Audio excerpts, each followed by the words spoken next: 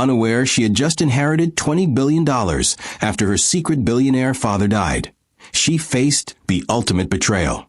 Her husband stormed into the conference room, throwing divorce papers onto her pregnant belly. 7 months along with twins. Cameras flashed. Colleagues whispered. No one helped. He smirked, sure she would crumble, while his boss stood behind him, hand on his shoulder, flaunting her ring as if to mock her. They thought a woman with nothing had no power.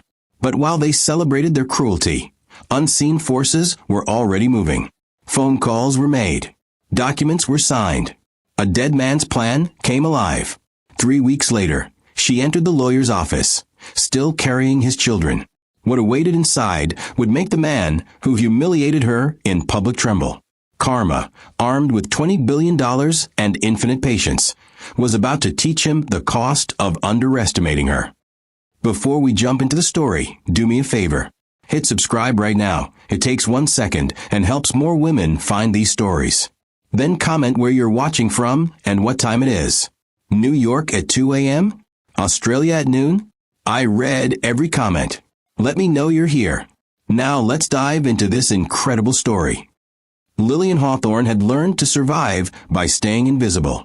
At 27, she still carried scars from a childhood spent in a narrow Philadelphia row house where the walls were too thin and the food was never enough. Her mother worked double shifts at the diner, coming home smelling like grease and exhaustion. And when Lillian asked about her father, the answer was always the same. He's dead, baby. Best to forget him. The lie had been told so many times it became a truth, a story Lillian stopped questioning because some answers hurt more than silence. What she didn't know was that Jonathan Blackwell had never been dead at all. From glass towers and private boardrooms, he had watched every moment of her struggle, tracking report cards and scraped knees with the attention of a man conducting an experiment. He wasn't absent. He was waiting, testing her capacity for endurance, measuring whether patience and dignity could survive the kind of pressure that broke most people. The $20 billion sitting in offshore accounts wasn't just money. It was a trap designed to expose greed, a moral crucible that would separate the worthy from the opportunists, and Lillian was the centerpiece of a plan decades in the making. She met Derek Halston on a rainy Thursday at a networking mixer she almost didn't attend. He stood near the bar, his posture relaxed but calculated, watching the room like someone who knew exactly which conversations mattered. When he approached her, his smile was warm, his words carefully chosen. "You're the only person here who isn't trying too hard," he said, extending his hand. "I'm Derek." She shook it, surprised by how steady his grip felt, how his eyes held hers without the usual flicker of impatience men showed when they realized she wasn't interested in playing games. "Lillian." "Pretty name," he said, and somehow it didn't sound like a line. Derek had a way of making everything feel intentional, like he had studied the script of normal life and perfected every gesture. Over the next 6 months, he built a world around her that felt safe, stable, solid. He took her to dinners she couldn't afford, talked about futures that included house payments and vacation plans, and when he proposed in a candlelit restaurant with a ring that must have cost him months of salary, Lillian said yes because she wanted to believe that love could rewrite her story. She wanted to believe that trust was possible, that someone could see her completely and choose to stay. So when Derek suggested he handle their finances, she agreed. When he made decisions without consulting her, she told herself it was partnership, not control. When he started coming home, late smelling like perfume that wasn't hers, she swallowed the questions climbing up her throat because asking meant admitting she was afraid. And Lillian had spent her whole life being afraid. She didn't want to live that way anymore. The pregnancy test showed 2 pink lines on a Tuesday morning in October. Twins. Lillian stared at the result, her hands trembling as joy crashed through her like a wave she couldn't control. This was everything. This was the family she had dreamed about during those cold Philadelphia nights when her mother was working and the house felt too empty to breathe in. She found Derek in his home office, hunched over his laptop, his face illuminated by the cold glow of spreadsheets. "Derek," she said softly, stepping through the doorway. He didn't look up. "I'm busy, Lil. Can it wait?" I'm pregnant." The words came out quieter than she intended, but they landed like thunder. Derek's fingers stopped moving. His shoulders tensed, and when he finally turned to look at her, his expression wasn't surprise or joy. It was fear. "What?" "Twins," Lillian whispered, her smile faltering under the weight of his stare. "We're having twins." Derek stood slowly, his chair scraping against the hardwood floor. He ran his hand through his hair, pacing the small office like he was trying to find an exit that didn't exist. "This isn't the plan, Lillian. We talked about waiting. I'm up for promotion. Marissa's been positioning me for a leadership role, and now you're telling me—" "Now I'm telling you we're going to be parents," Lillian interrupted, her voice shaking. "Isn't that what we wanted?" Derek stopped pacing and looked at her like she had just asked him to jump off a bridge. "What we wanted? Lillian, do you have any idea what this does to everything we've been building? Marissa expects focus. She expects commitment. She's not going to promote a guy who's worried about diapers and daycare. She's not going to promote a guy who abandons his pregnant wife either," Lillian shot back, the words escaping before she could stop them. Derek's jaw tightened, his eyes narrowing in that way that meant the conversation was over. "Don't make this about loyalty. This is about timing. This is about being smart." He grabbed his jacket off the back of his chair and headed for the door. "I need to think." "Think about what?" Lillian called after him, her voice cracking. "Do you want to be a father?" Derek didn't answer. He just walked out, the door closing behind him with a finality that made Lillian's knees buckle. She sank into the chair he had vacated, her hands moving instinctively to her stomach, cradling the life growing inside her. The twins kicked faintly, too small to feel but present in the nausea that rolled through her every morning, in the exhaustion that made her bones ache, in the hope she refused to let die. Have you ever loved someone so much that you ignored every warning sign until it was too late? That night, Derek didn't come home.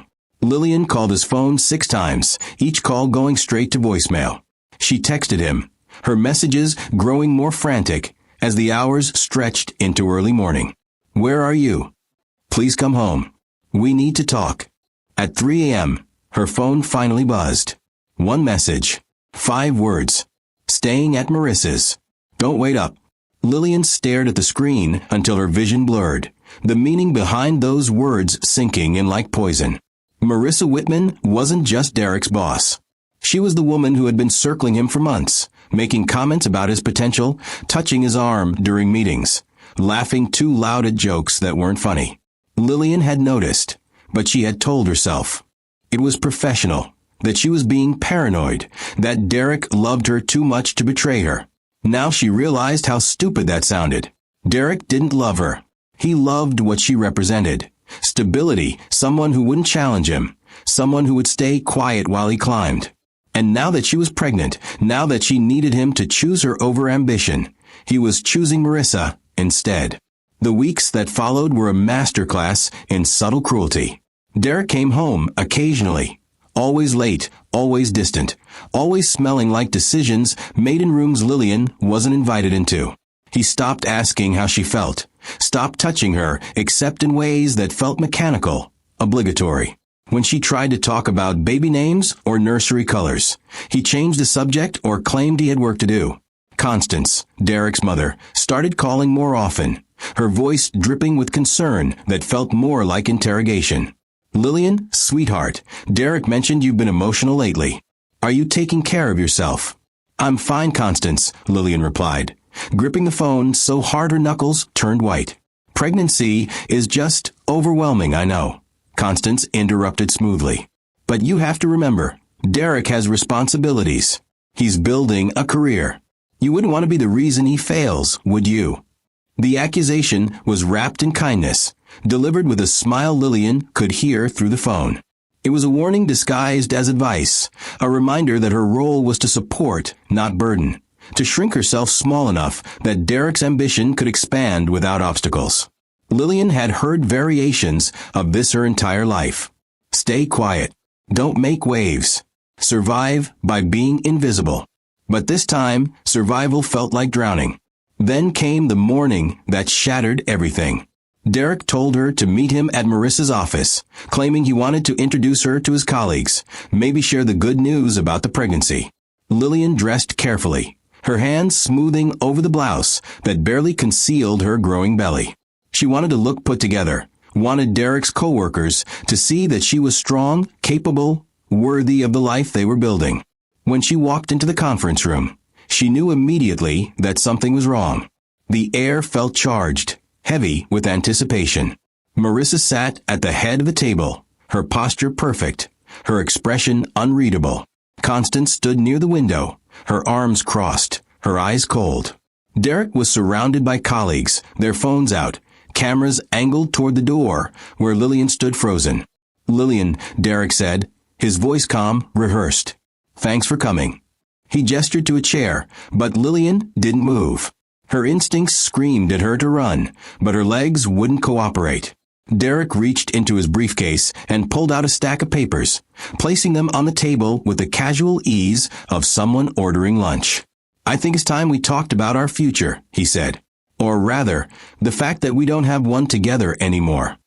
Lillian's breath caught in her throat. "What?" "Divorce papers," Derek explained, sliding them across the table toward her. "I've already signed. You just need to do the same." The room erupted in whispers, phones flashing as people captured the moment. Lillian's hand flew to her stomach, shielding the twins from the cruelty she could feel closing in around her. Marissa leaned back in her chair, a faint smile playing at the corners of her mouth. Constance nodded approvingly, as though this outcome had been inevitable all along. No one defended her. No one spoke up. The room had become a theater of humiliation, and Lillian was the only one who hadn't known she was performing. Derek stood, adjusting his tie with the same casual confidence he used when closing business deals. "I've moved in with Marissa," he continued, his tone matter-of-fact. "She's been incredibly supportive during this difficult time. I think you'll find the terms of the divorce are fair. You'll get the house, some savings. I'm not unreasonable." Lillian's vision swam. Her mouth opened, but no words came out. Marissa's smile widened just enough to be noticeable, and Constance stepped forward, her hand resting on Derek's shoulder in a gesture of maternal approval. This wasn't spontaneous. This was orchestrated, planned down to the last detail, designed to humiliate Lillian so thoroughly that she would have no choice but to disappear quietly. What none of them knew was that Jonathan Blackwell had been watching this exact moment unfold, and had predicted it with the precision of someone who understood human nature at its ugliest. And somewhere in the shadows, the machinery of justice had already begun to turn. But first, Lillian would have to endure. She would have to survive the weight of betrayal, the sting of public shame, the isolation that came from being discarded like something broken. And she would, because endurance was all she had ever known. The days after the conference room, humiliation blurred together like watercolors left in the rain. Lillian returned to the house she had once called home, but it felt hollow now, stripped of warmth by Derek's absence and the knowledge that he had chosen Marissa over her and their unborn children. She moved through rooms that still held his cologne in the air, his books on the shelves, his coffee mug in the sink, remnants of a life that had ended without her permission. Derek had moved in with Marissa within 48 hours, his belongings disappearing from closets and drawers with an efficiency that suggested he had been planning this for months. The speed of his departure was its own kind of violence, proof that their marriage had been disposable, easily discarded once it no longer served his ambition. Lillian sat at her desk each morning, her laptop open, trying to focus on the freelance writing projects that paid her bills. But the words came slowly, tangled in exhaustion and grief. Her body ached constantly now, her back protesting the weight of the twins, her hands swelling in the heat, her stomach stretched so tight she could see the outline of tiny feet pressing against her skin. The pregnancy that should have been celebrated had become a burden she carried alone, a reminder that she had trusted the wrong person with her future. The isolation wasn't accidental. It was orchestrated with the same precision Derek and Marissa had used in the conference room, designed to erase Lillian from professional and social circles until she disappeared entirely. Emails from clients started going missing. landing in spam folders or bouncing back with error messages she didn't understand.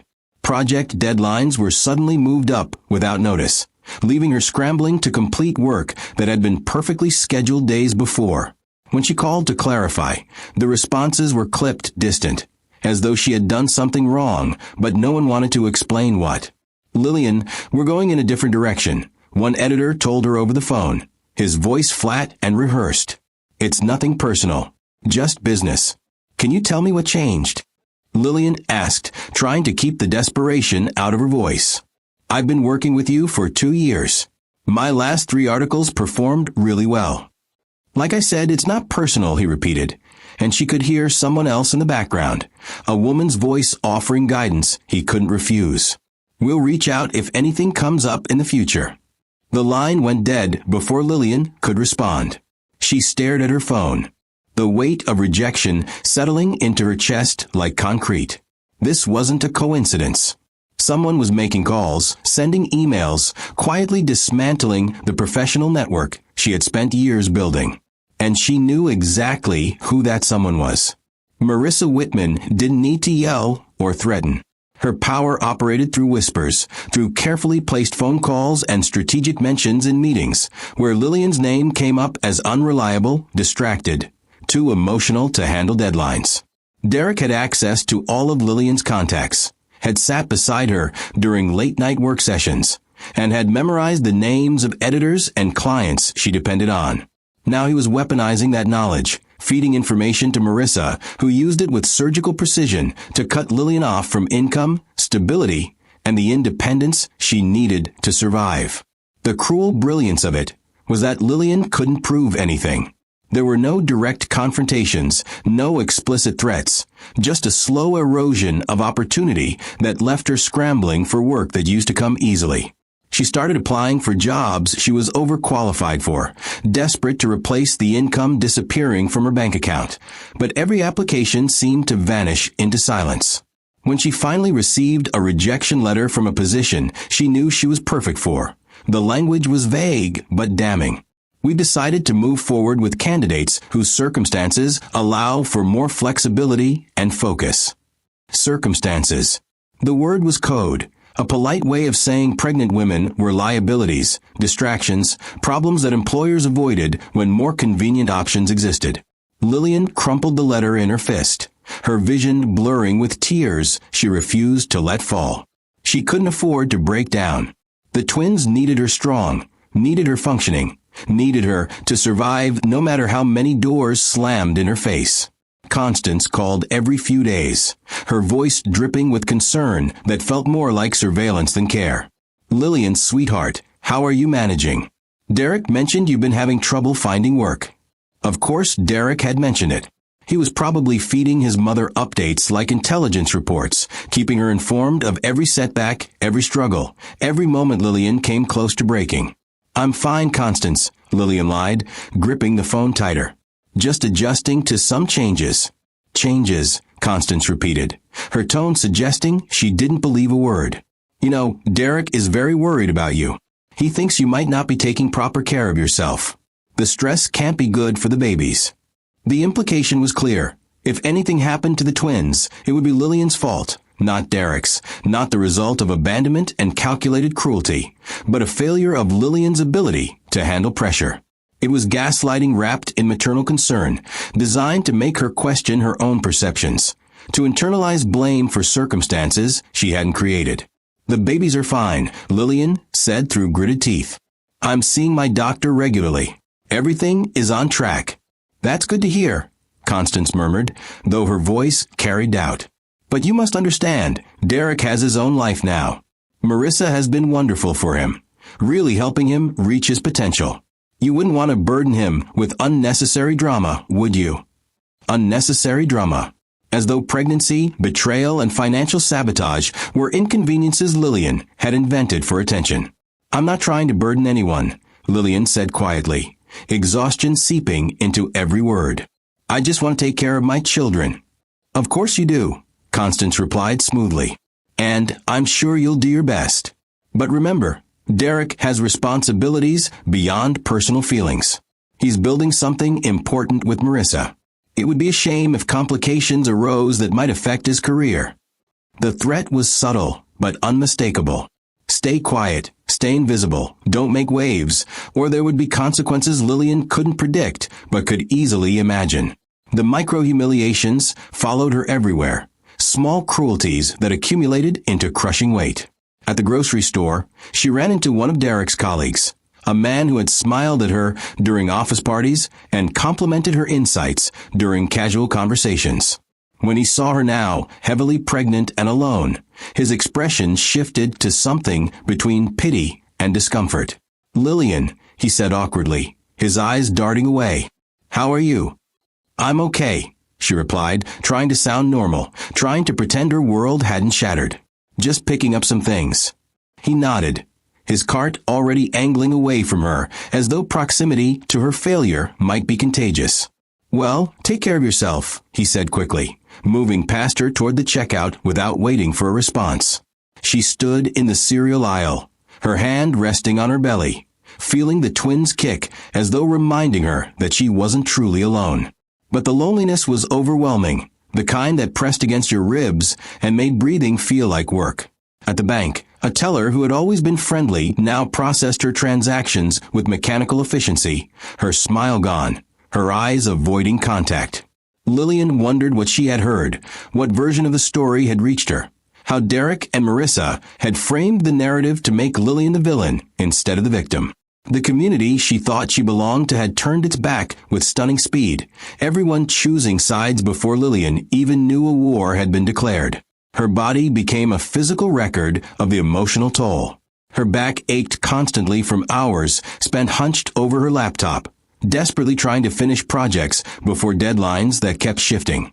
Her hands swelled in the summer heat, making it hard to type, hard to grip pens, hard to do the basic tasks that used to come effortlessly.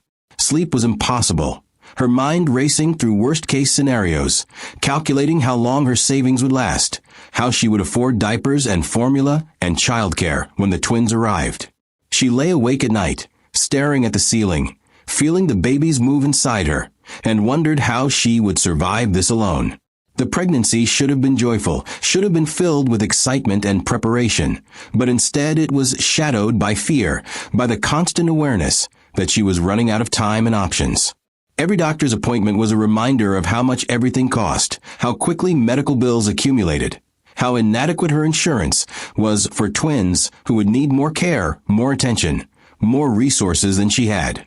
The nurse who checked her blood pressure looked at her with concern. "Are you feeling okay? Your numbers are higher than last time." "I'm fine," Lillian said automatically, the lie she told everyone because admitting the truth felt like surrendering. "Just tired." The nurse studied her for a moment, her expression suggesting she saw through the facade, but knew better than to push. "Try to rest. Stress isn't good for you or the babies. Rest." As though rest were possible when the world was collapsing around her, when every email brought new rejection, when every phone call from Constance carried veiled threats, when Derek's absence was a presence she couldn't escape. What Lillian didn't know was that Jonathan Blackwell had been watching every moment of her suffering with the attention of a man conducting the most important experiment of his life. From offices in cities she had never visited, through investigators she would never meet, he tracked Derek's betrayals and Marissa's manipulations with meticulous precision. Every intercepted email, every redirected job application, every whispered conversation was cataloged, recorded, preserved as evidence in a case that would eventually require absolute proof. Jonathan had designed this test decades ago, long before Lillian was born, crafting a mechanism that would separate the worthy from the opportunist through pressure so intense that only true character could survive it. Derek had been placed in Lillian's life deliberately, not randomly, chosen for his ambition and moral flexibility, his willingness to betray for advancement. Marissa had been anticipated, her role in the design predicted with accuracy that would have terrified her if she had known. Even Constance's complicity had been expected, generational cruelty passing from mother to son like inherited disease. But Jonathan had also placed safeguards, invisible mechanisms that would activate at the right moment, legal traps that Derek and Marissa were walking into with every calculated cruelty they inflicted. The inheritance waiting in offshore accounts wasn't just money. It was justice delayed, but guaranteed, moral accounting that would eventually balance every act of betrayal with consequences so devastating that recovery would be impossible. For now, though, Lillian had only her endurance, her quiet dignity, and the faint hope that somehow, somewhere, someone was keeping score. She didn't know about Jonathan. She didn't know about the investigators, or the intercepted letters, or the meticulous documentation of every wrong committed against her. She only knew that she had to survive one more day, and then another, until the twins arrived and her purpose became clear. Survival wasn't victory, but it was enough. For now, it had to be enough. 3 months had passed since the conference room humiliation. 3 months of watching her bank account shrink while her belly grew. 3 months of isolation, so complete that Lillian sometimes wondered if she had imagined her entire life before Derek's betrayal. The twins were active now, kicking hard enough to wake her at night, their movements both comfort and reminder that time was running out. She had maybe 6 weeks left before delivery. 6 weeks to figure out how she would survive as a single mother with no income, no support, and a professional reputation that had been systematically destroyed. The mail that arrived each morning was usually bills she couldn't pay or rejection letters from jobs she would never get. So when Lillian found the thick cream envelope wedged between a utility shutoff notice and a credit card statement, she almost threw it away without opening it. But something about the weight of the paper, the formal script of her name across the front, made her hesitate. She turned it over in her hands, noting the absence of a return address, the expensive quality of the envelope itself, and the wax seal that looked like something from another century. Her fingers trembled as she broke the seal and pulled out the letter inside. The paper was heavy, official, bearing the letterhead of a law firm she didn't recognize, Blackwell and Associates. The words swam before her eyes as she tried to make sense of what she was reading. Dear Ms. Hawthorne, you are hereby notified of your inclusion in the estate settlement of Jonathan Arthur Blackwell, deceased. Your presence is required at a formal reading of the will on September 15th at 10 a.m. Please bring identification and any relevant documentation. Failure to attend may result in forfeiture of potential inheritance. Sincerely, Howard Chun, ESQ. Lillian read the letter 3 times, each pass failing to clarify the confusion flooding her mind. Jonathan Arthur Blackwell. The name meant nothing to her, triggered no memory, no connection to anyone she had ever known or heard of. She grabbed her laptop, her fingers clumsy on the keyboard as she typed the name into the search engine. The results that loaded made her breath catch in her throat. Jonathan Blackwell had been a billionaire, a man whose face appeared in Forbes articles and Wall Street Journal profiles, someone who had built an empire in technology and real estate before his death 6 months ago. The estimated value of his estate was $20 billion, a number so large it felt abstract, impossible, meaningless. Lillian stared at his photograph, at the sharp eyes and severe expression of a man who looked like he had never smiled in his life, searching for any hint of recognition. There was nothing. She had never seen this man before, had never heard his name mentioned by her mother or anyone else in her life. Why would someone like Jonathan Blackwell include her in his will? The letter mentioned potential inheritance, but Lillian had nothing, was no one, had spent her entire life invisible to people with that kind of power and wealth.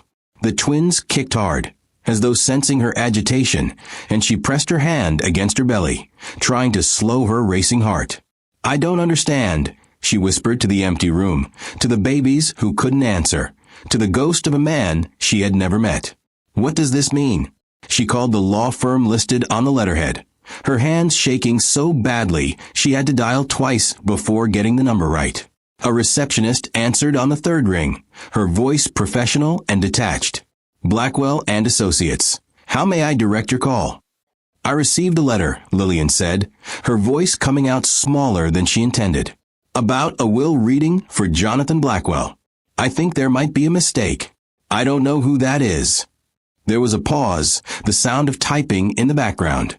Your name, please. Lillian Hawthorne. More typing, a longer pause. Ms. Hawthorne, there's no mistake. Your attendance has been requested by the executor of the estate. The reading will proceed as scheduled. Do you have the address? Lillian's mind raced, trying to find an explanation that made sense.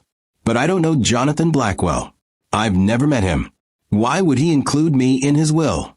The receptionist's tone softened slightly, suggesting she had fielded similar questions before. I'm not at liberty to discuss the details of the estate, Ms. Hawthorne. Those matters will be addressed during the reading. I can confirm that your inclusion is intentional and that your presence is required if you wish to be considered for any potential inheritance. Required. The word carried weight, suggesting consequences for absence. Lillian thought about her empty bank account, the twins who would arrive in weeks, the desperation that had become her constant companion. Whatever this was, however strange and impossible it seemed, she couldn't afford to ignore it. I'll be there, she said quietly. Thank you. The line went dead before she could ask any more questions. That night, Lillian lay in bed unable to sleep, her mind churning through possibilities that all felt equally impossible. Has Jonathan Blackwell known her mother?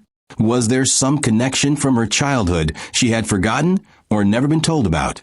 Her mother had died 2 years ago, taking whatever secrets she held to the grave, and now Lillian had no way to ask the questions that suddenly felt urgent and essential.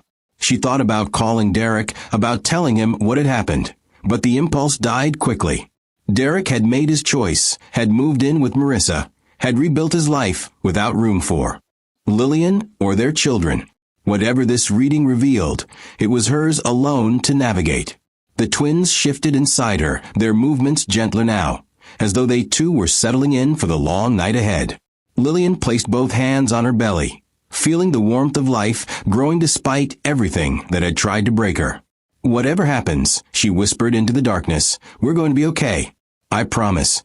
It was a promise she wasn't sure she could keep, but saying it out loud made it feel more possible, more real, more like a future she could actually reach. The days leading up to the will reading crawled by with agonizing slowness.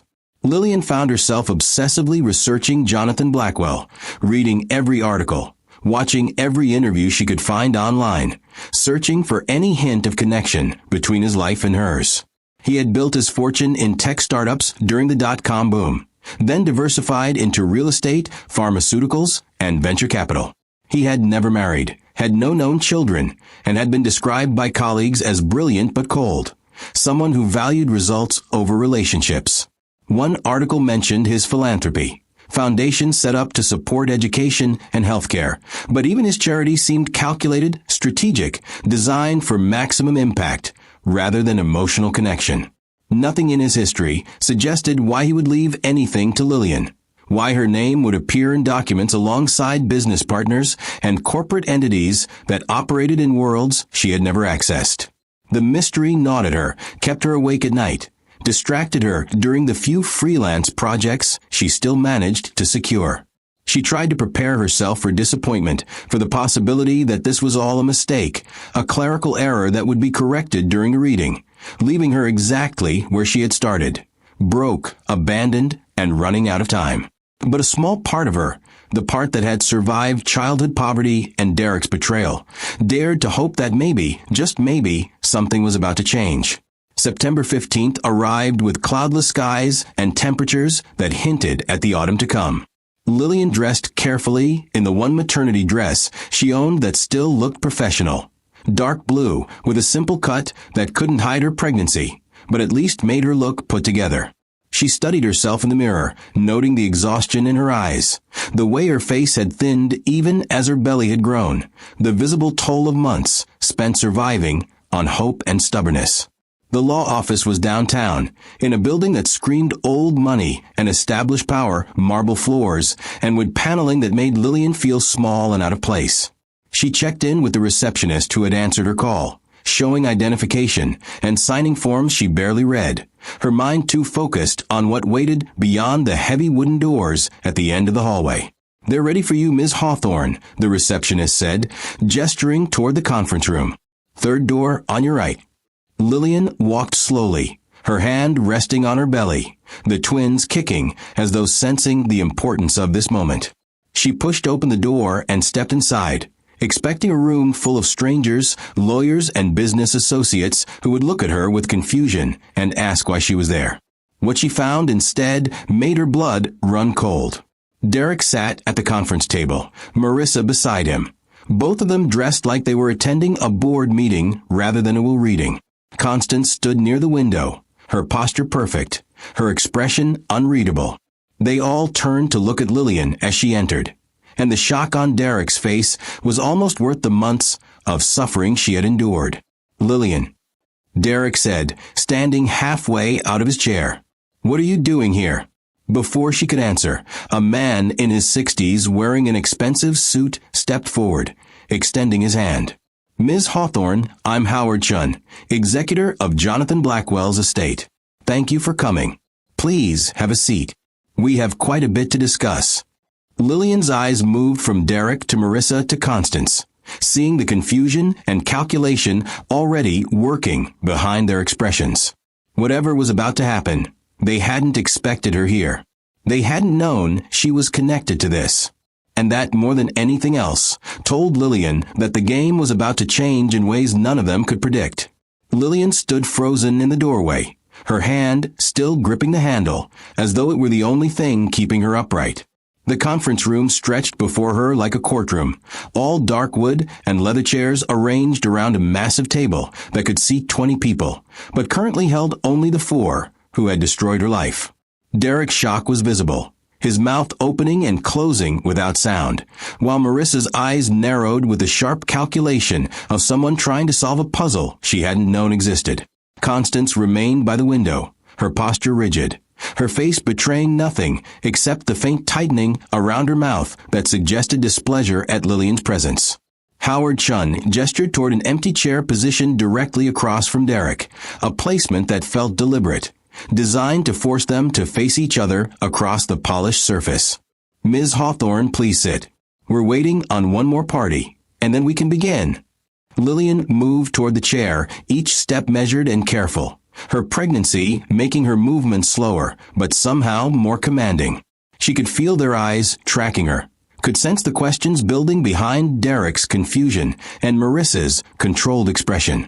The twins kicked hard, as though protesting the tension in the room, and Lillian pressed her hand against her belly in a gesture that was both protective and grounding.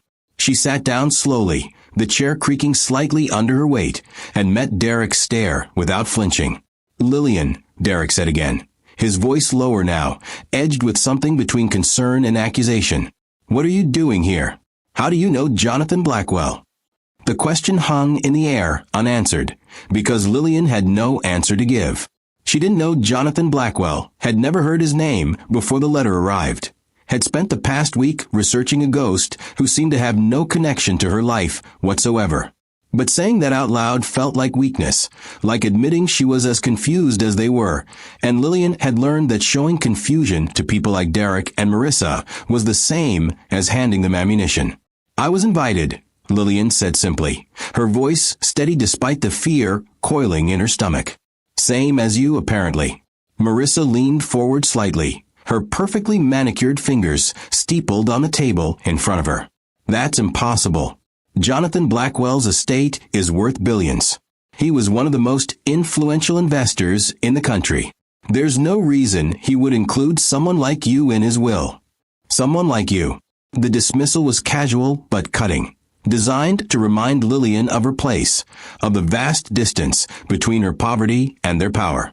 But before Lillian could respond, Howard Chun cleared his throat, his expression suggesting he had witnessed enough family drama in his career to know when to intervene.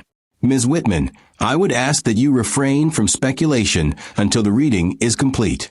Mr. Blackwell's wishes were very specific, and everyone present has been included for reasons that will become clear."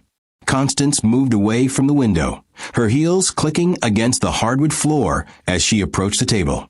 "Howard, surely there's been some mistake. Derek is here representing the Halston family interests, and I'm here as his mother and advisor. But this woman," she gestured toward Lillian with barely concealed contempt, has no connection to Jonathan Blackwell or his estate. Perhaps she received the wrong summons. Howard's expression remained neutral, but there was steel beneath the politeness, a firmness that suggested he was not a man who made mistakes. Mrs. Alston, I assure you there has been no error. Ms. Hawthorne's name appears in Mr. Blackwell's will, and her presence is not only requested but required. If you have concerns about the validity of the estate documents, you're welcome to contest them through proper legal channels after the reading is complete. The rebuke was subtle but unmistakable, and Constance's lips pressed into a thin line as she took a seat beside Derek. Marissa's hand moved to Derek's arm, a gesture of possession that made Lillian's stomach turn, but she forced herself to look away, to focus on Howard Chun as he opened a leather portfolio and began arranging documents on the table. The door opened again, and a younger woman entered carrying a laptop and recording equipment, setting up in the corner with efficient silence. We'll be recording this session for legal purposes, Howard explained. State law requires documentation of all will readings involving estates of this magnitude. Does anyone object? No one spoke, though Derek shifted uncomfortably in his chair, his confidence from earlier now replaced with visible unease. Lillian wondered what he was thinking, whether he was calculating how this unexpected development might affect his carefully constructed new life with Marissa, whether he was already planning how to spin this situation to his advantage. The silence stretched, thick with anticipation and confusion, until Howard finally lifted the first document and cleared his throat. Thank you all for attending. We are here for the formal reading of a last will and testament of Jonathan Arthur Blackwell, who passed away on March 3rd of this year. Mr. Blackwell was of sound mind and body when these documents were prepared, and they have been properly witnessed and notarized according to state law. Derek leaned forward, his hands clasped on the table, his expression shifting to something more focused, more predatory. Lillian recognized that look from their marriage, the way his face changed when he sensed opportunity, when money or advancement came into view. Howard, before we begin, can you clarify why we're all here? I mean, what's the connection? Why would Jonathan Blackwell include Lillian in his estate? It was the question everyone wanted answered, the confusion that had been building since Lillian walked through the door. Howard looked up from the documents, his gaze moving from Derek to Lillian and back again, and something in his expression suggested he was enjoying this more than his professional demeanor let on. That will become clear as we proceed, Mr. Halston. But I can tell you that Mr. Blackwell was exceptionally thorough in his planning. Every person in this room was chosen deliberately, and your presence here is not coincidental. Marissa's fingers tightened on Derek's arm, her nails pressing into the fabric of his suit. Chosen? What does that mean? It means, Howard said slowly, his eyes never leaving Marissa's face, that Jonathan Blackwell knew exactly who each of you were, what your relationships were to each other, and what role you would play in the execution of his final wishes. He spent years preparing for this moment, and I assure you, nothing about this reading is random or accidental. The temperature in the room seemed to drop, the implications of Howard's words settling over them like frost. Lillian felt the twins kick again, harder this time, and she wondered if they could sense the shift in atmosphere, the way the air itself seemed charged with something dangerous and inevitable. Constance spoke up, her voice tight with controlled anger. Are you suggesting Jonathan Blackwell was spying on us? Manipulating our lives?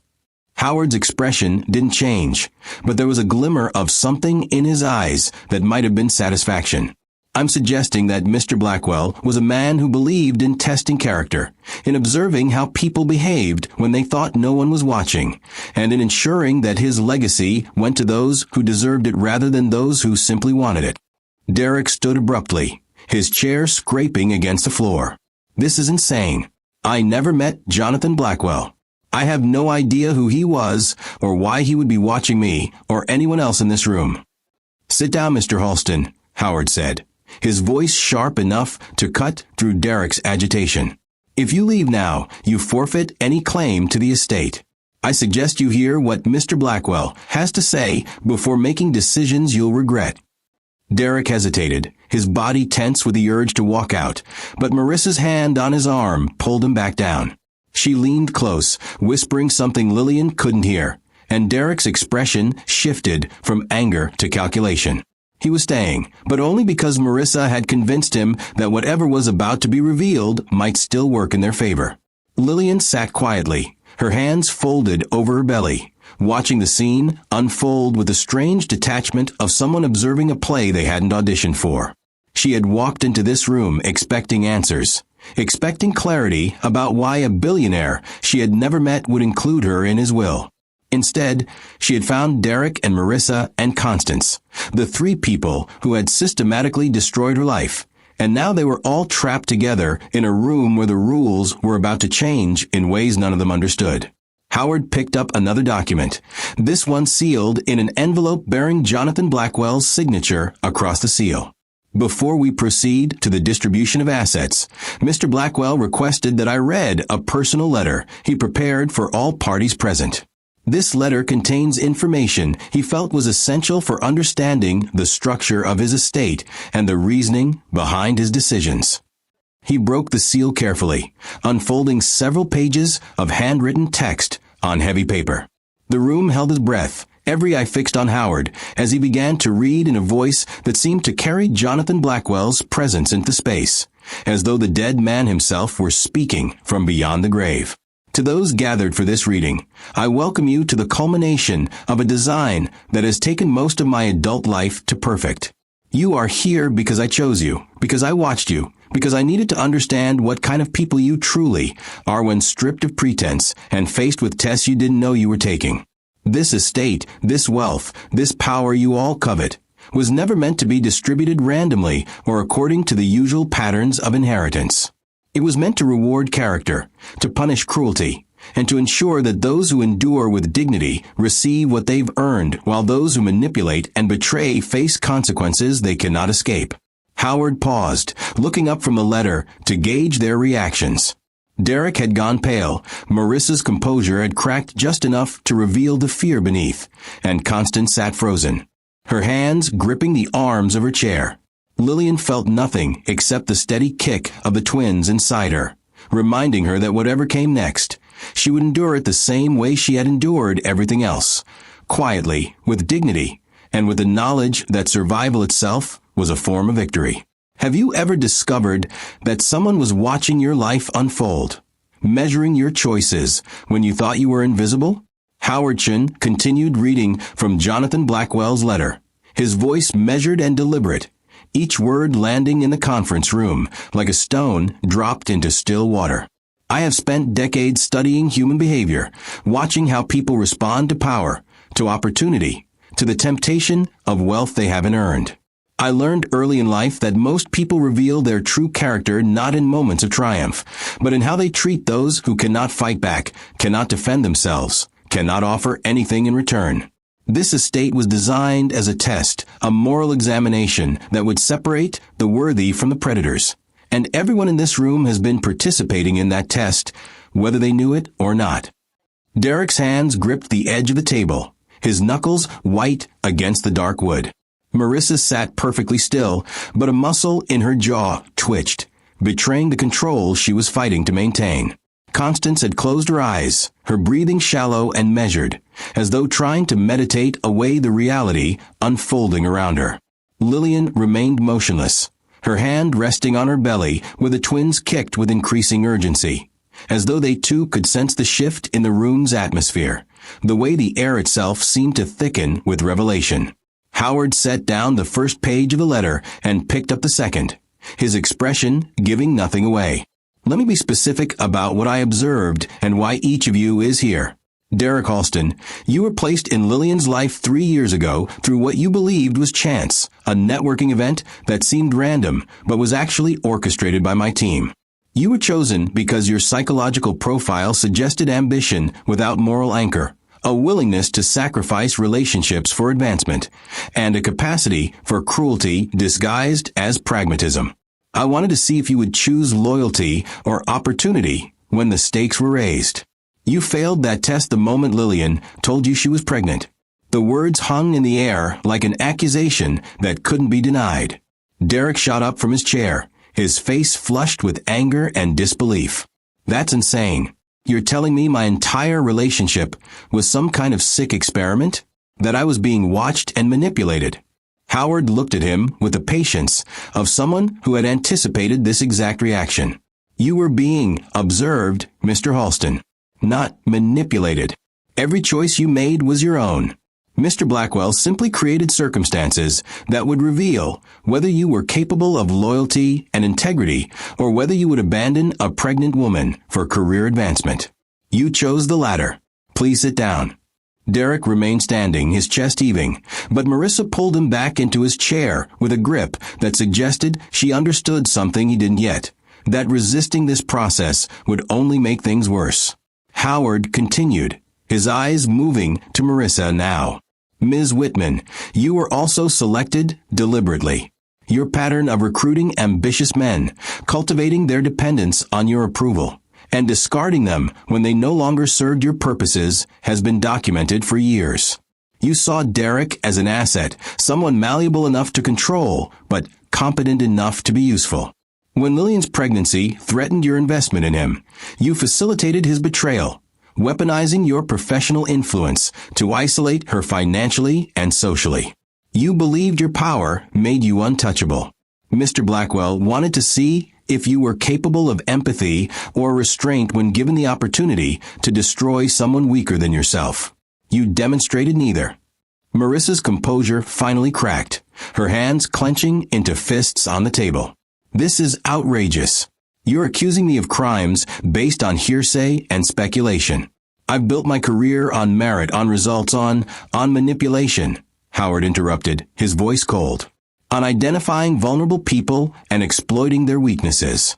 Mr. Blackwell documented every email you sent redirecting Lillian's work opportunities, every phone call you made questioning her reliability to potential clients, every subtle act of professional sabotage you orchestrated through Derek.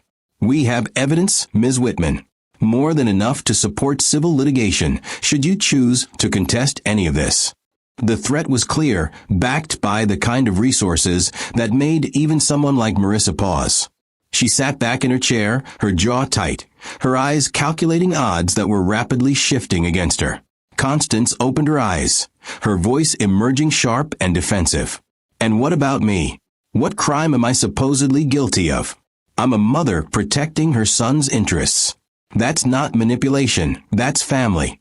Howard turned to her, and something in his expression suggested he had been waiting for this moment.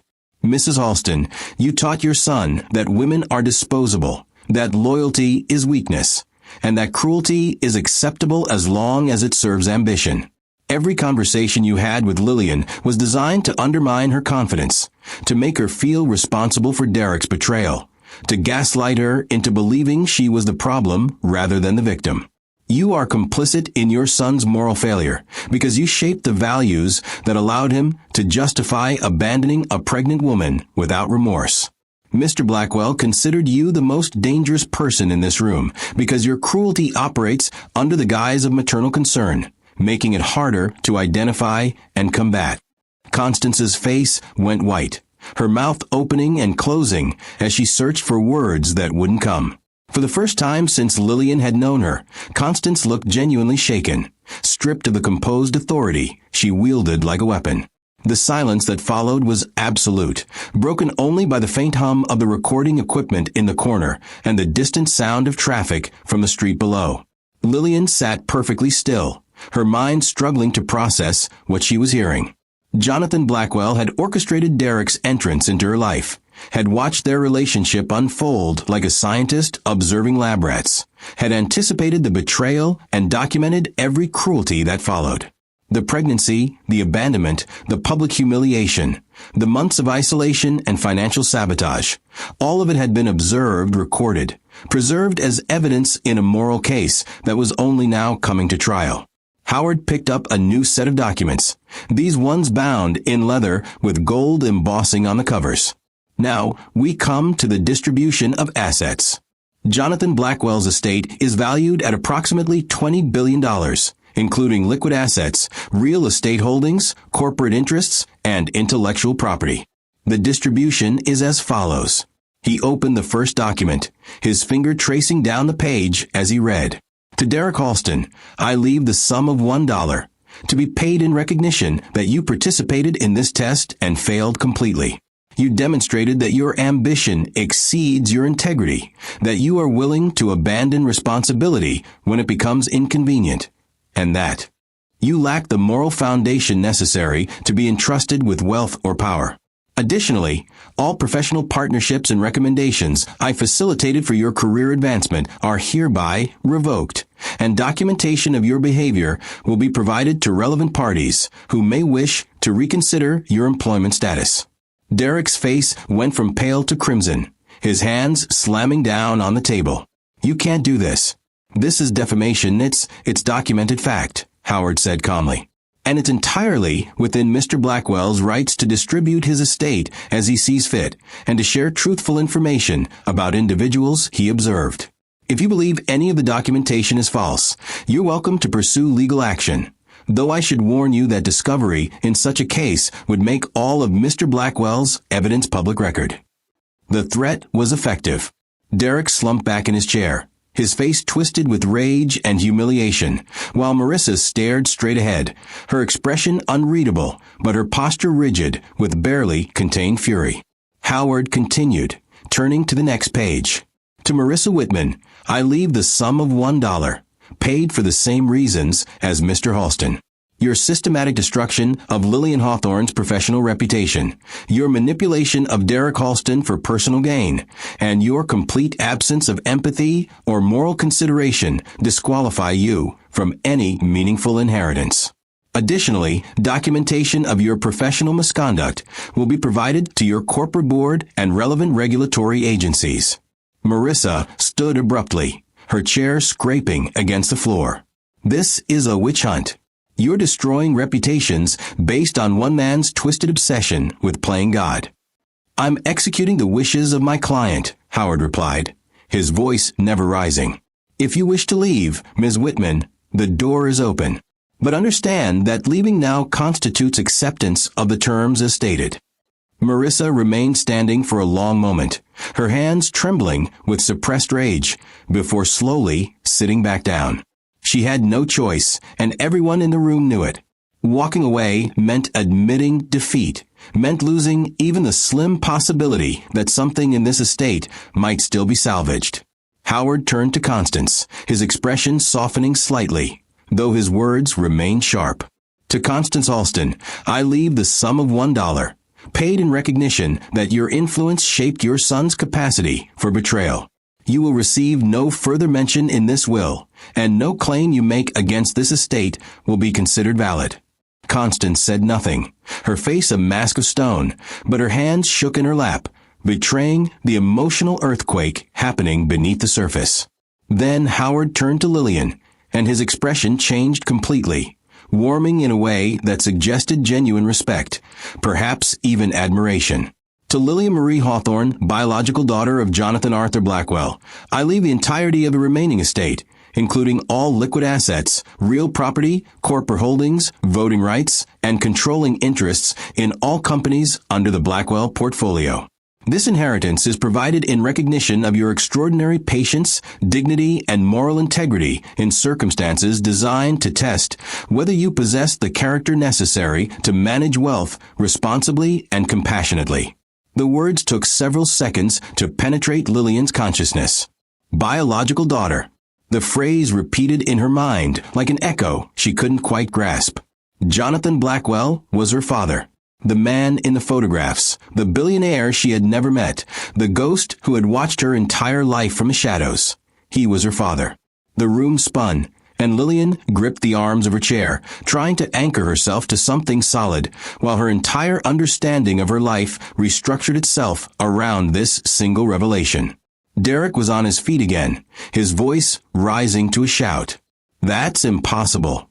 Lillian's father is dead, she told me, her mother lied. Howard said simply. To protect her, to give her a normal childhood away from the scrutiny and danger that comes with being heir to one of the world's largest fortunes. Mr. Blackwell monitored her from a distance, ensuring she was safe, but never interfering until he was certain she possessed the character required for this inheritance.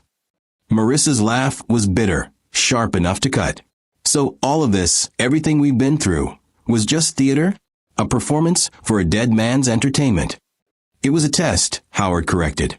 One that reveals exactly who each of you are when you think no one is watching, when you believe there are no consequences for cruelty, when power seems within reach and morality seems optional.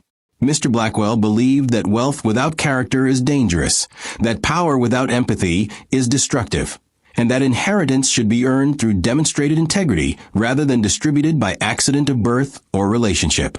Lillian earned this inheritance through years of endurance, through maintaining her dignity under circumstances that would have broken most people, through choosing patience over revenge and survival over surrender.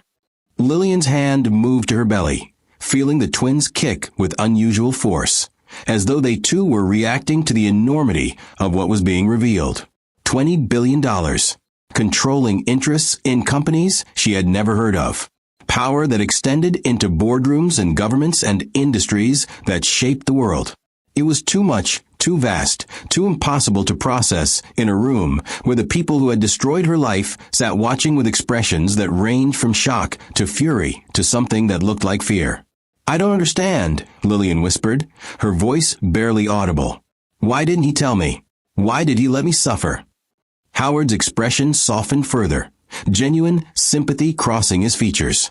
"Because he needed to know that you would endure even when there was no promise of reward, that your integrity wasn't conditional on inheritance, that you would remain yourself even when every external force tried to break you. He needed proof that you were worthy not because you knew you would inherit, but because you didn't know and chose dignity anyway." The answer made sense and no sense at all, a logic that felt both cruel and profoundly true. Lillian had survived the past months believing she had nothing, that she was alone, that endurance was all she had. And perhaps that was exactly what Jonathan Blackwell needed to see, that she could survive without him, without his money, without any promise that justice would ever come. The twins kicked again, harder this time, and Lillian realized she was crying, tears streaming down her face without sound, her body finally releasing months of tension and fear and exhaustion. She had won, not through revenge, not through confrontation, not through any active choice of her own, but simply by refusing to break, by surviving when everyone around her expected her to fail. The silence that followed Howard Chen's final words felt like a living thing, pressing down on everyone in the room with physical force.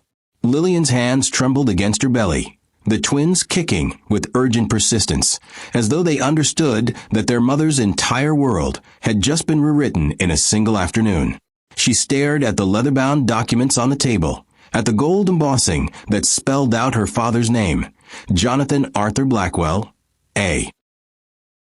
Name that should have been familiar, but had lived only in shadows and lies throughout her entire existence.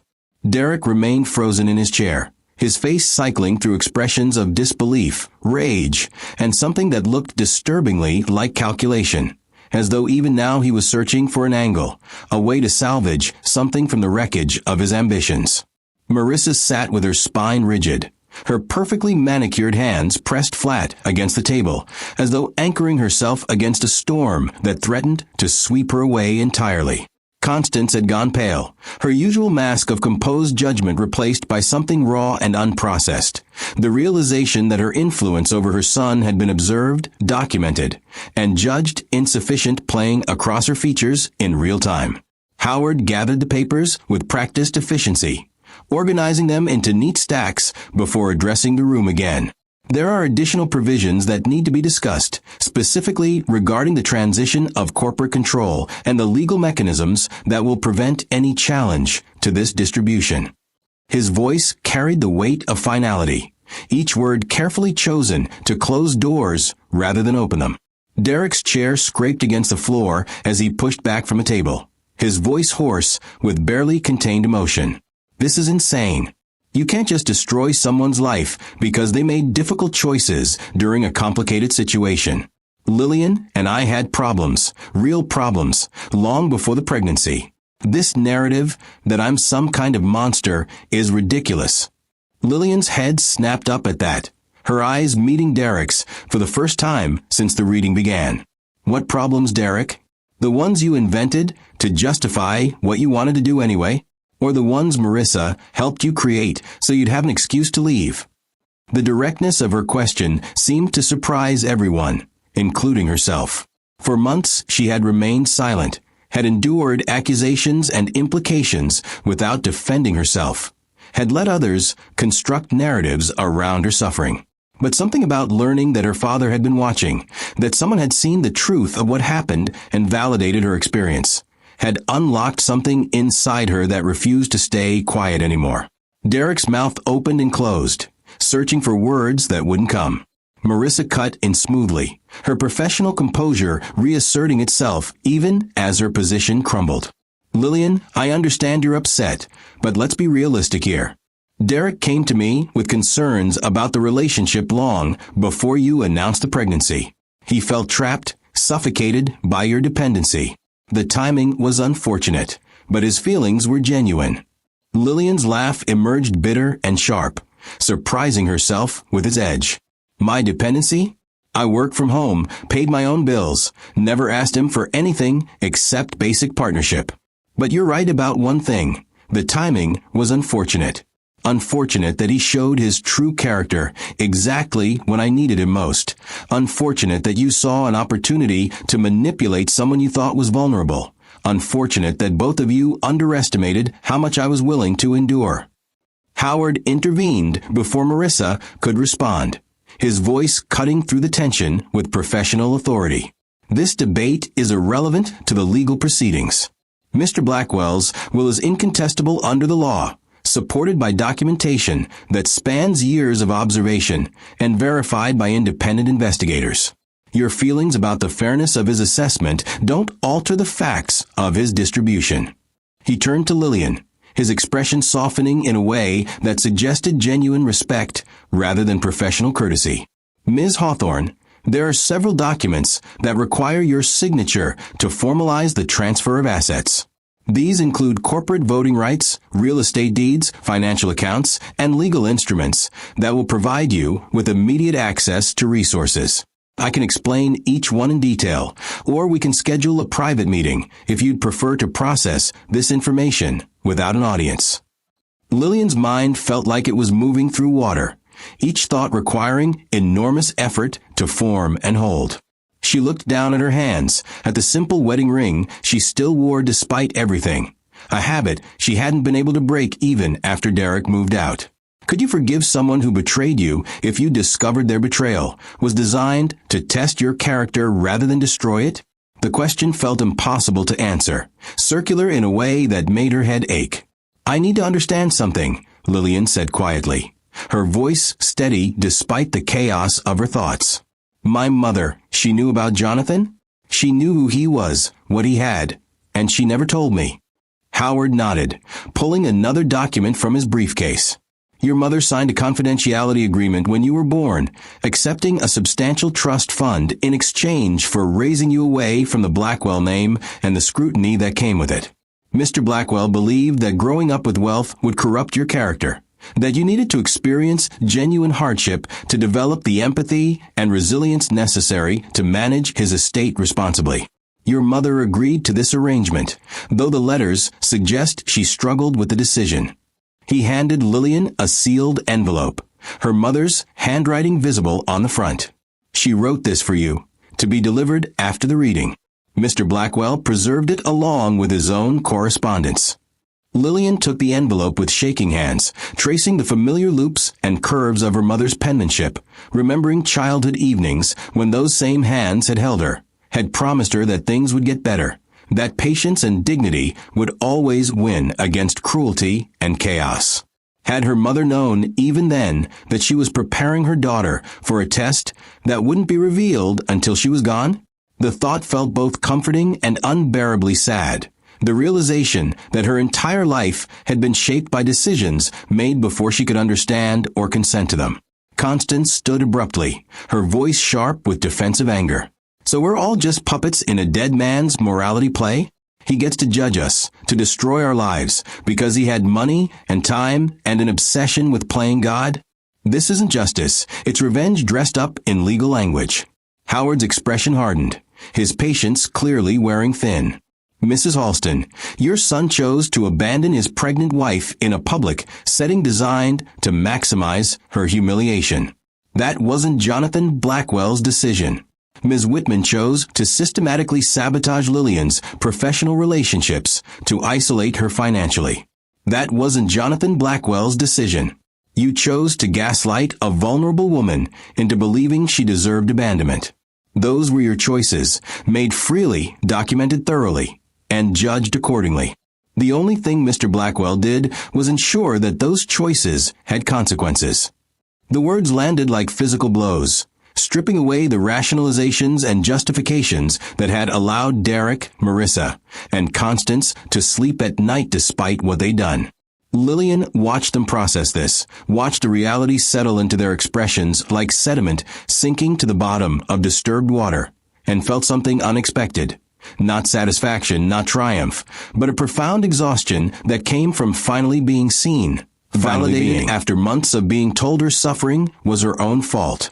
Howard Chin opened a new folder, this one marked with red tabs that suggested urgency and legal consequence. Before we conclude, there are additional matters that Mr. Blackwell insisted be addressed in this setting. These concern the professional and personal repercussions that will follow from the documentation we've accumulated.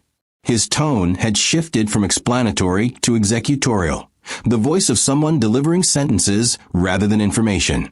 Derek leaned forward, his earlier rage compressed into something harder and more desperate. What repercussions?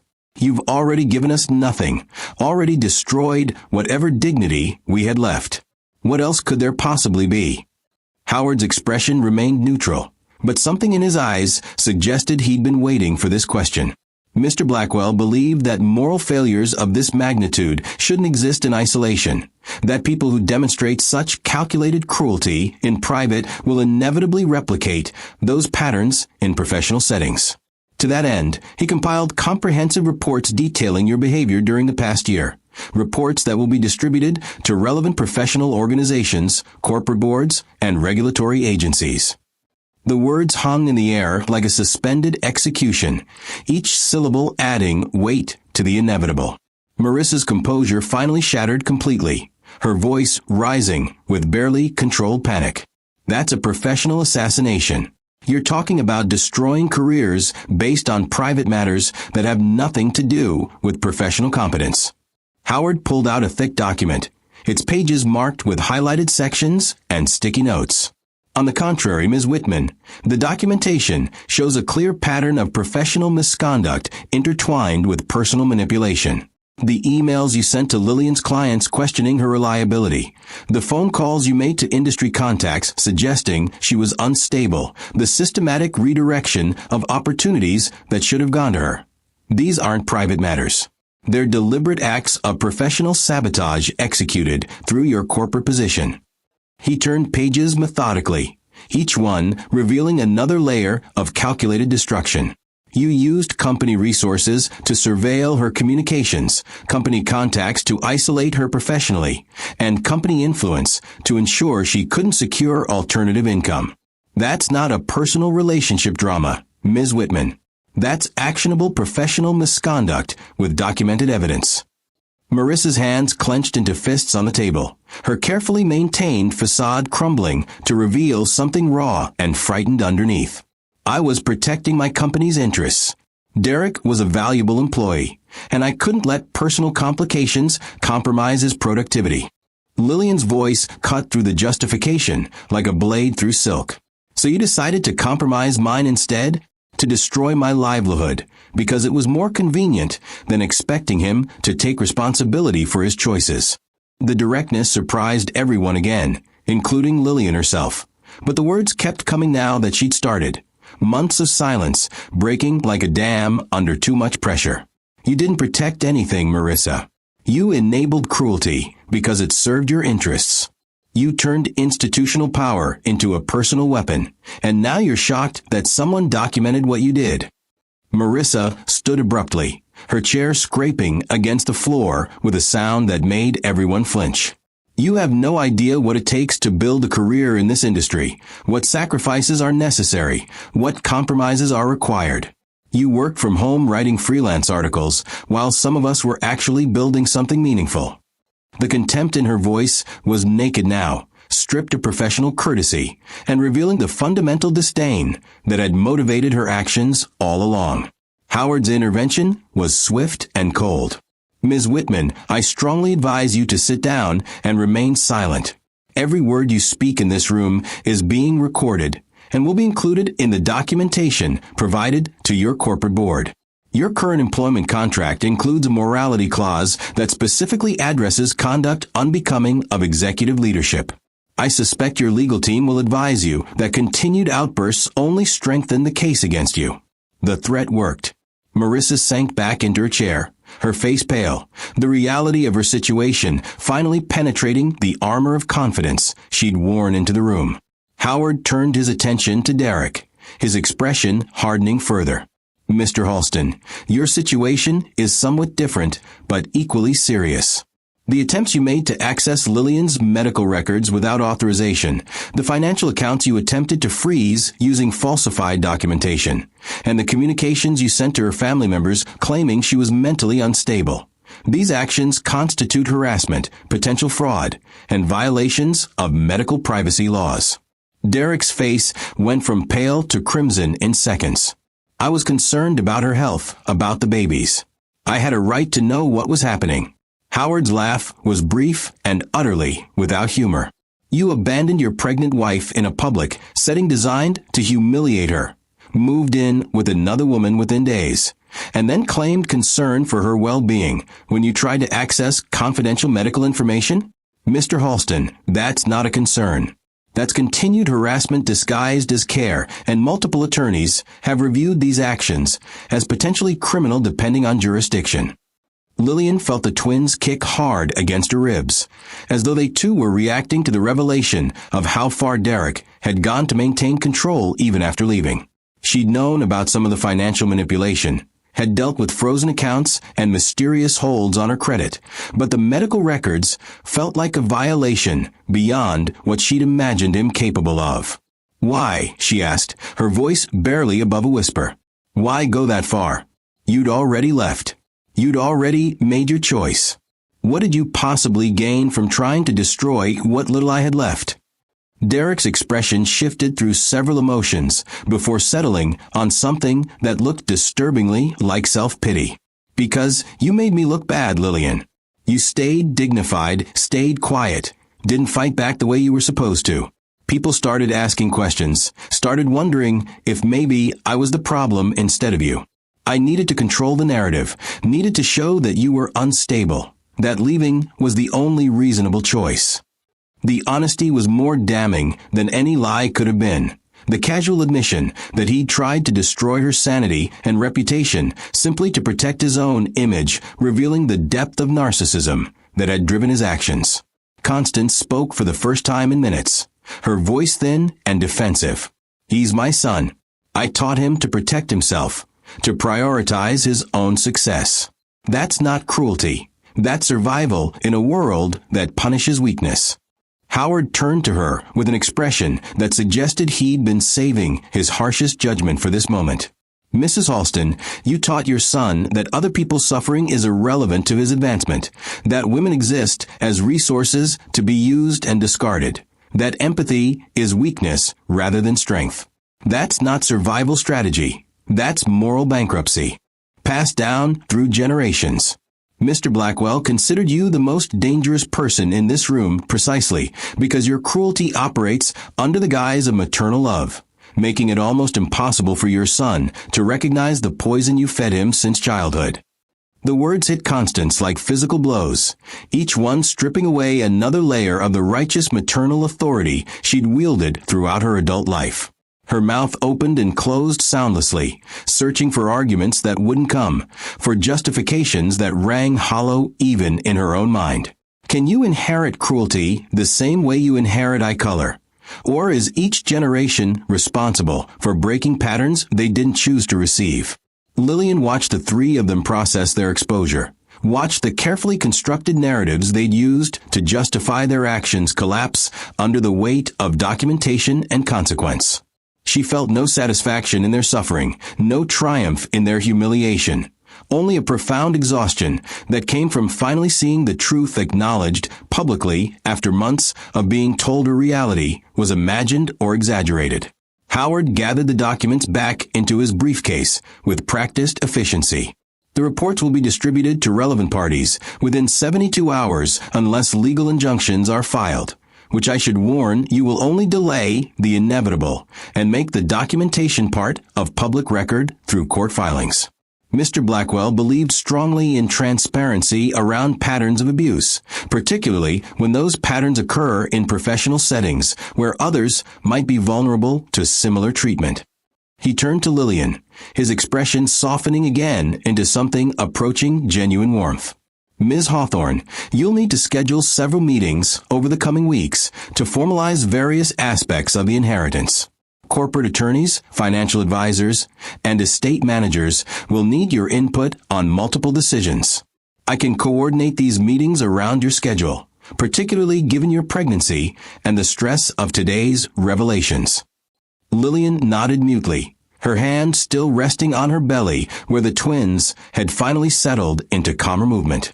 Would you rather have wealth with the burden of knowing how much suffering revealed it? Or would you choose continued poverty with your illusions intact? The conference room had transformed from a space of revelation into something closer to a morgue, the weight of consequences settling over everyone like a shroud that couldn't be shaken off. Derek sat with his head in his hands, his carefully styled hair falling forward to hide an expression that cycled between rage and despair. Marissa had her phone out, scrolling through what Lillian assumed were messages from corporate contacts, her thumb moving frantically, as though she could outrun the documentation that was already in motion. Constance remained motionless, her earlier defiance replaced by a hollow stillness that suggested something fundamental had broken inside her understanding of how the world worked. Howardson closed his briefcase with a decisive click that felt like a gavel ending a trial. Unless there are specific legal questions that require immediate attention, I believe we've covered everything that needed to be addressed in this setting. Ms. Hawthorne, my office will contact you tomorrow to begin the transition process.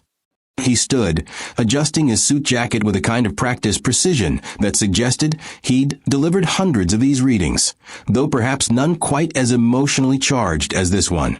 Derek's head snapped up, his voice hoarse but urgent. Wait. Just wait a minute. There has to be something we can do, some way to contest this. You can't tell me a will that's essentially based on spying on people's private lives is legally sound. Howard's expression didn't change, but something in his posture suggested he'd anticipated this exact objection. Mr. Halston, your relationship with Ms. Hawthorne began at a public networking event, developed in public and semi-public spaces, and ended in a spectacularly public display that you yourself orchestrated. Mr. Blackwell observed behavior you chose to make visible, documented actions you took without any expectation of privacy. There was no surveillance of your home, no illegal monitoring of private communications, nothing that violated any reasonable expectation of confidentiality. He paused, letting that sink in before continuing. Furthermore, testamentary freedom is a cornerstone of estate law. Mr. Blackwell had every right to distribute his assets according to any criteria he chose, provided those criteria don't violate public policy. Rewarding integrity and penalizing cruelty falls well within acceptable parameters. Derek pushed back from the table violently, his chair toppling backward with a crash that made everyone flinch. This is insane. You're talking about my life, my career, my future, like it's all just some experiment that can be thrown away because I made difficult choices under impossible circumstances. Lillian's voice emerged quiet but firm, cutting through Derek's outburst with unexpected force. What was impossible about not abandoning your pregnant wife? What was difficult about not trying to destroy my professional reputation? What circumstances made it necessary to access my medical records without permission? The questions hung in the air between them, simple and unanswerable, stripping away every justification Derek had constructed over the past months. He stared at her as though seeing her clearly for the first time, perhaps recognizing that the quiet, accommodating woman he'd married had been replaced by someone who refused to accept his version of reality anymore. "You don't understand the pressure I was under," Derek said, his voice dropping to something almost pleading. Marissa had expectations. The company had standards. There were opportunities that required focus and commitment I couldn't maintain while dealing with pregnancy complications and domestic responsibilities. Marissa's head jerked up at that, her eyes narrowing dangerously. "Don't you dare put this on me, Derek. I never told you to abandon your wife.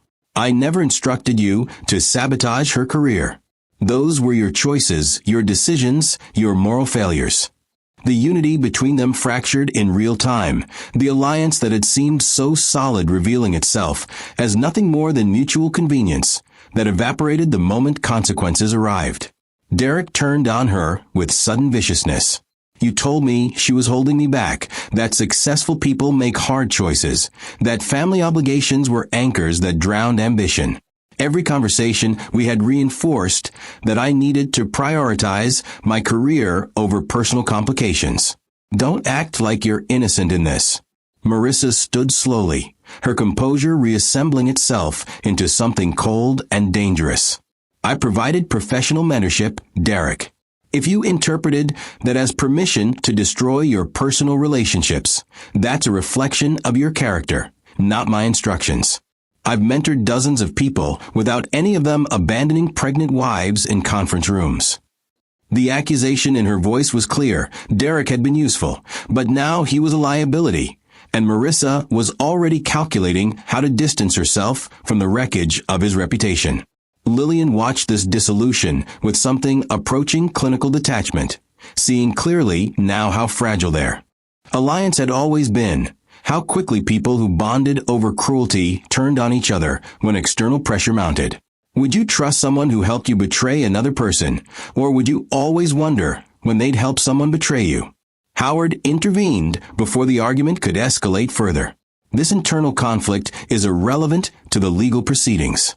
Mr. Blackwell's will stand regardless of who accepts responsibility for the behavior it judged. I suggest you both consult with separate legal counsel if you intend to explore your options, though I should warn you that contesting this will require significant financial resources and would likely result in all documentation becoming public record through discovery." The warning was clear. Fighting would cost money they no longer had access to, and would expose them to public scrutiny that would only compound their professional destruction. Constance finally spoke, her voice carrying none of its earlier authority. "What happens now? To Derek, to all of us?" Howard's expression suggested he'd been asked this question many times across his career. "That depends entirely on the choices each of you makes going forward. The documentation exists, the reports will be distributed, but how you respond to professional and personal consequences remains within your control." Mr. Blackwell believed in accountability, not vengeance. The goal wasn't to destroy lives, but to ensure patterns of behavior had appropriate consequences. Derek's laugh was bitter, empty of anything resembling humor. "Appropriate consequences. That's rich coming from a man who manipulated my entire relationship, who placed me in Lillian's life like a lab rat in an experiment, who judged me without ever giving me a chance to defend myself or explain my perspective." Lillian stood slowly, her hand supporting her belly as she rose to face Derek directly.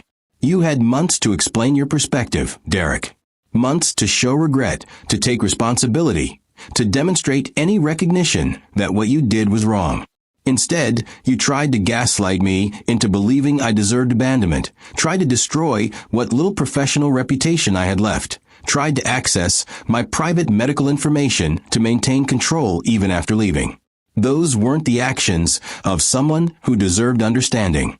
Those were the actions of someone who proved exactly what my father believed about your character."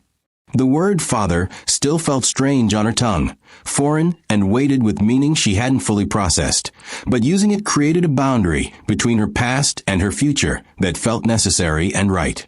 Derek's face cycled through emotions too quickly to name, before settling into something that looked disturbingly like hatred. You think you've won, but you're just another rich person now, Lillian. Just another person who'll use money and power to control everyone around you, who'll become exactly what you claim to despise. That inheritance will corrupt you faster than you can imagine. Lillian met his eyes without flinching, seeing clearly now the projection and desperation behind his words.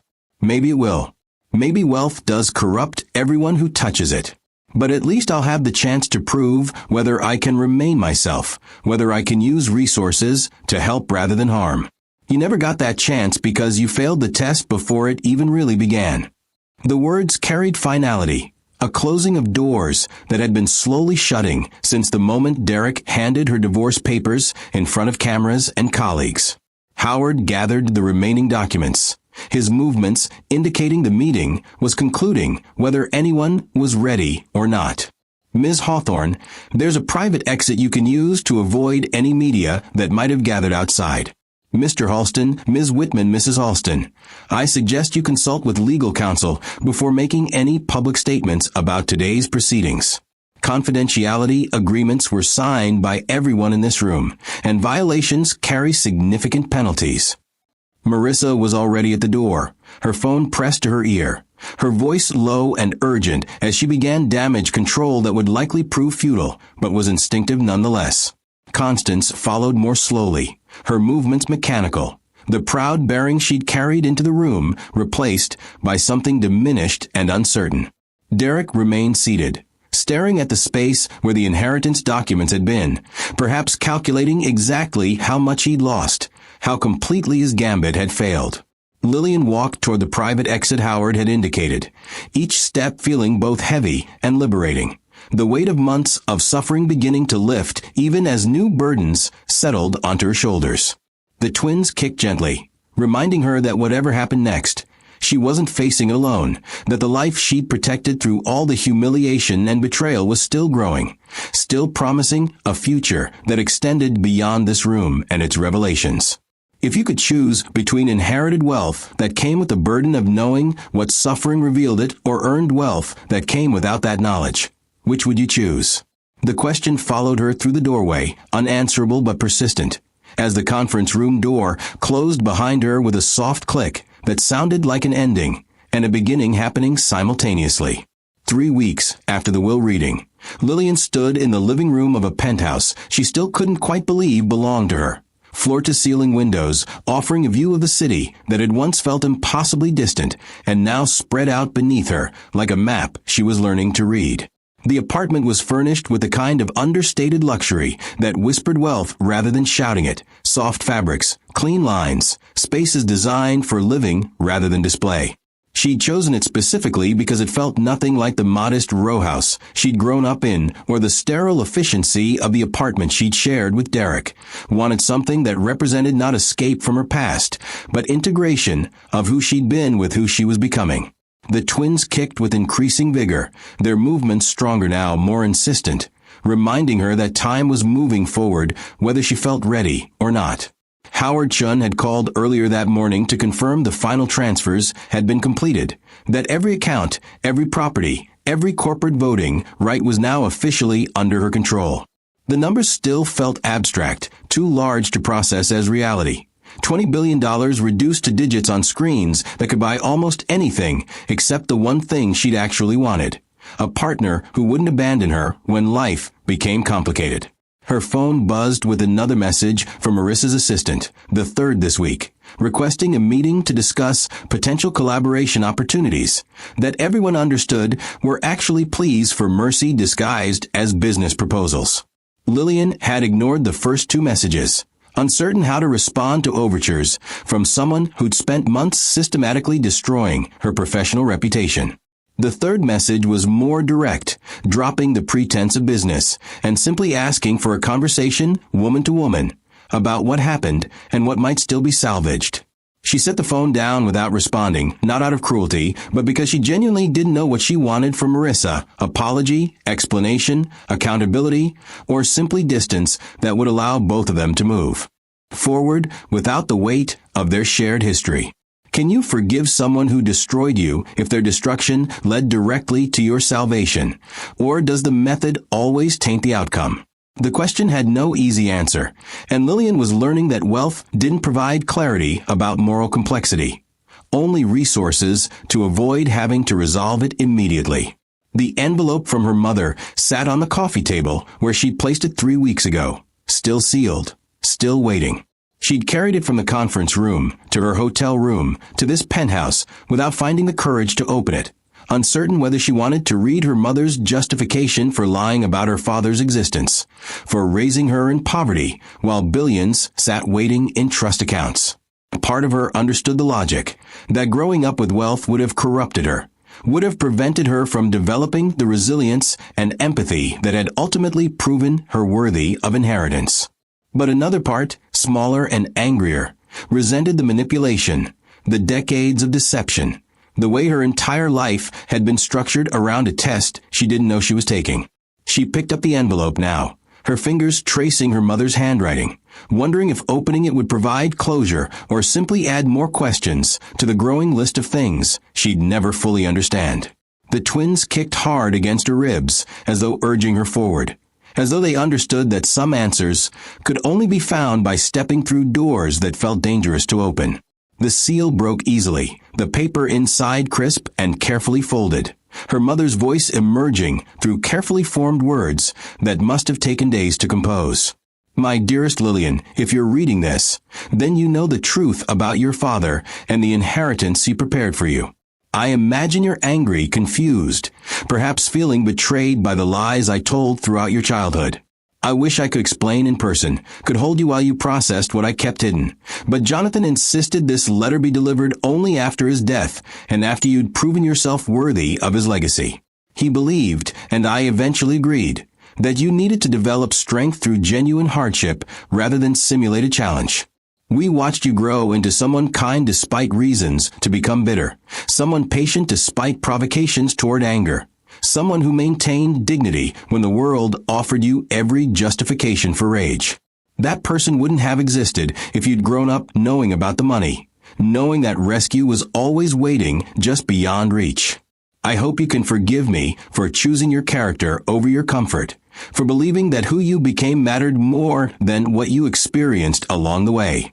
Your father left you wealth, but I like to think I helped give you the strength to manage it without being consumed by it. Love always, Mom. Lillian read the letter 3 times, each pass revealing different layers of meaning, different implications she hadn't caught initially. Her mother had known about Derek, had probably known he was a plant designed to test her response to betrayal, had watched her daughter suffer through pregnancy alone and chosen not to intervene because intervention would have corrupted the test. The realization should have made her furious, should have felt like additional betrayal, compounding the original deception. Instead, she felt something closer to exhausted understanding, the recognition that her mother had made impossible choices based on beliefs about character and corruption that might have been right even if they'd felt unbearably cruel in execution. She folded the letter carefully, placing it back in the envelope with hands that trembled only slightly, and wondered if she'd have made different choices in her mother's position, or if she'd have also chosen to let her child suffer in service of some greater moral architecture. Would you sacrifice your child's happiness to ensure their integrity? Or would you choose their comfort even knowing it might corrupt them? Her phone buzzed again, this time with a message from Howard requesting she come to his office to discuss the corporate board meetings scheduled for next month, the ones where she'd be expected to vote on matters affecting thousands of employees and millions of stakeholders. The thought was overwhelming, paralyzing in its magnitude, but she'd agreed to attend, had promised herself she wouldn't hide from the responsibility that came with the inheritance, even when that responsibility felt impossibly heavy. She typed a confirmation, scheduled the meeting for the following week, and added a note asking if he could recommend someone to help her understand corporate governance before she made decisions that could impact so many lives. The reply came quickly. He'd already compiled a list of advisors, had anticipated her need for education and support, and had begun assembling a team that could help her transition from freelance writer to billionaire with controlling interests in companies she'd never heard of until 3 weeks ago. A soft knock on the door interrupted her thoughts. She opened it to find a delivery person holding a massive bouquet of flowers, their card simply signed Derek. She took them reflexively, reading the handwritten note tucked among the stems. I know I don't deserve your forgiveness, but I wanted you to know that I've spent the past 3 weeks thinking about what I did and why I did it. I'd like to believe I was manipulated, that circumstances forced my hand. But the truth is I made choices based on cowardice and ambition rather than integrity and love. You deserve better. Our children deserve better. I can't undo what happened, but I wanted you to know that I see it clearly now, see what I destroyed and why. I hope someday you can think of me without anger, even if forgiveness is too much to ask. Derek. Lillian read the note twice, searching for manipulation or hidden agenda, finding only what appeared to be genuine remorse mixed with a kind of self-awareness that often came too late to matter. She set the flowers on the counter without putting them in water, uncertain whether the gesture represented real growth or just another form of manipulation designed to maintain connection to wealth he could no longer access directly. The twins kicked again, stronger now, insistent in their demands for attention and space as they grew larger each day. She moved to the window, looking out at the city lights beginning to appear as afternoon transitioned into evening, thinking about all the people down there living lives she'd lived until 3 weeks ago, working jobs, paying bills, navigating relationships, building futures out of limited resources and unlimited hope. She was separated from them now, by wealth she hadn't earned, by inheritance based on suffering she'd endured without knowing it was being evaluated, by corporate power she didn't yet understand how to wield. The distance felt both liberating and isolating, the recognition that she could help people but would never again fully understand their lives, creating a gap that money couldn't bridge. She placed her hand on her belly, feeling the twins move beneath her palm, and made a quiet promise that she'd raise them differently than she'd been raised, with honesty about their resources, with clear expectations about responsibility, with the understanding that wealth was a tool that could build or destroy depending on how it was wielded. Her phone buzzed one more time, this message from an unknown number. Ms. Hawthorne, this is Rebecca Chun, Howard's daughter and the head of the Blackwell Foundation's charitable division. Your father established several programs designed to support women leaving abusive relationships, providing financial resources, legal assistance, and professional networking to help them rebuild their lives. He always said these programs were the most important part of his legacy, more valuable than any corporate holding or real estate portfolio. I'd love to discuss your vision for expanding these initiatives now that you control the Foundation's resources. When might you have time to meet? Lillian read the message 3 times, feeling something shift inside her chest. Some piece of the puzzle clicking into place that helped the inheritance feel less like burden and more like opportunity. Her father had used his wealth to help people escape exactly the kind of situation she'd endured, had built infrastructure to support women whose suffering he couldn't prevent but could potentially ease. She typed a response immediately, suggesting they meet the following week, feeling for the first time since the will reading that she might actually have something meaningful to offer beyond just managing accounts and voting on corporate matters. The sun set completely, the city transforming into patterns of light that seemed both random and precisely ordered depending on how you looked at them. Lillian remained at the window, her hand on her belly, thinking about her mother's letter, Derek's flowers, Rebecca's message, and the impossible complexity of inheriting both wealth and the moral expectations that came with it. She'd survived betrayal, endured public humiliation, maintained dignity when the world offered every justification for breaking, and proven herself worthy of an inheritance she'd never known existed. Now came the harder part, learning whether she could use that inheritance without being corrupted by it, whether she could remain herself while wielding power that could reshape lives with a single decision. The twins kicked in unison, as though voting on her ability to handle what came next, and Lillian smiled despite her uncertainty, despite her exhaustion, despite everything. She'd endured the test her father designed.